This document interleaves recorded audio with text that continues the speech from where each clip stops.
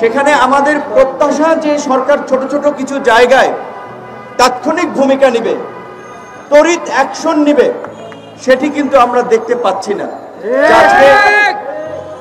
এই 5.5 মাসেও কেন আহতদের এখনো চিকিৎসার জন্য এর কাছে যেতে হবে, ওর কাছে যেতে হবে, নিহত কিংবা আহতদের সহযোগিতার জন্য দাঁড়ে দাঁড়ে ঘুরতে হবে। এবং সবচেয়ে দুঃখজনক যে যেই ছাত্র তরুণদেরকে নিয়ে সবাই অহংকার করে, গর্ব করে, আমাদের সেই ছাত্র তরুণরাই কিন্তু জুলাই ফাউন্ডেশনের পরিচালনার দায়িত্বে আছেন। তাহলে তাদের কাছে কেন আমলাতন্ত্রের জটিলতা থাকবে?